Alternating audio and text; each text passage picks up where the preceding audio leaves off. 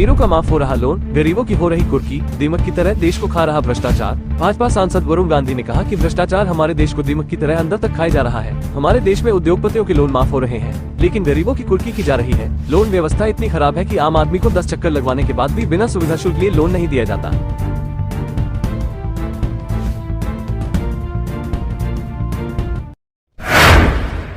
शिवपाल यादव बोले, भगवान श्री राम अकेले भाजपा के नहीं, वो तो पूरी दुनिया में पूजे जाते हैं। शिवपाल ने कहा कि देख लेना, अगर देश में यही स्थिति बनी रही तो एक दिन श्रीलंका जैसे हालात हो जाएंगे। कहा कि इस सरकार में बेईमानी, भ्रष्टाचार चरम सीमा पर है और जो हमारे पढ़े लिखे नौजवानों को नौकरी देने का वादा किया था, जो पूरा नहीं किया है।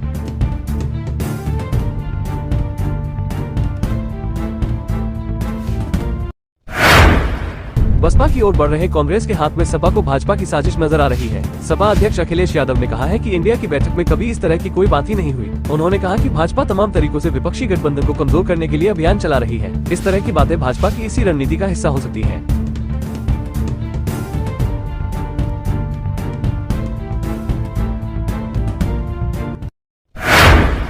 सपा अध्यक्ष अखिलेश यादव ने कहा कि देश में इंडिया गठबंधन की सरकार बनने पर किसानों का पूरा कर्ज माफ करेंगे। उन्होंने भाजपा पर किसान विरोधी होने का आरोप लगाते हुए कहा कि केंद्र सरकार ने पूंजीपतियों का 10 लाख करोड़ रुपए का कर्ज माफ कर दिया, पर किसानों की तरफ ध्यान नहीं दिया। पार्टी की जिला व शहर अध्यक्षों की बैठक के दौरान उन्होंने ये बातें कही। साथ ही इन पदाधिकारियों से अपने अपने जिलों के संभावित प्रत्याशियों के बारे में बंद लिफाफे में सुझाव भी लिए।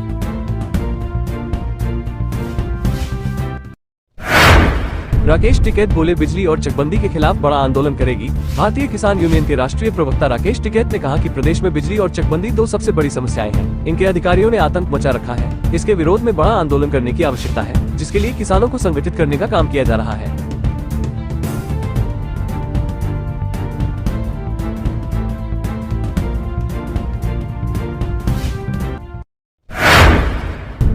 हज यात्रा महंगी होने की वजह से जायरीनों पर इसका सीधा असर दिखने लगा है। प्रयागराज में हज यात्रा 2024 के लिए कुल 800 को कोटा निर्धारित किया गया, लेकिन अब तक 50% लोगों ने भी आवेदन नहीं किया। आवेदन में अब 1 सप्ताह का समय ही शेष रह गया है। ऐसे में निर्धारित कोटे के यात्रियों का मिल पाना भी मुश्किल नजर आ रहा है।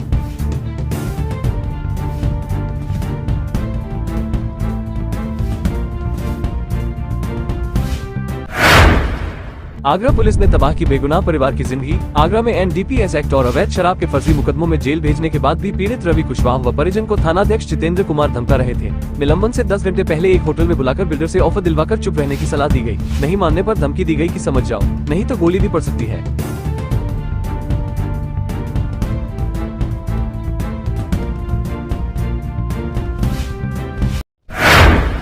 कोहरे का असर, आगरा की फ्लाइट हुई कैंसिल, कई घंटों लेट। दिन में धूप खुलने से टाइमिंग में हुआ सुधार। खराब मौसम के चलते सोमवार को भी विमानों का संचालन बाधित रहा। रविवार रात से सोमवार सुबह तक कोहरे के कारण अमौसी एयरपोर्ट आने व जाने वाली 2 उड़ानें कैंसिल रही, जबकि कई 2 घंटे तक की देरी की शिकार हुई। इससे यात्रियों को दिक्कतों का सामना करना पड़ा।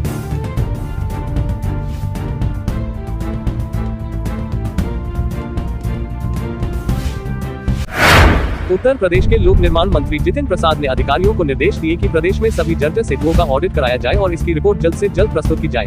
जर्जर सेतुओं की वजह से किसी भी तरह की दुर्घटना होने पर अधिकारी सीधे जिम्मेदार होंगे और उनके खिलाफ सख्त से सख्त कार्रवाई भी की जाएगी। उन्होंने ये भी कहा कि प्राथमिकता पर सर्वप्रथम जर्जर पुलों के निर्माण का प्रस्ताव उपलब्ध कराया जाए।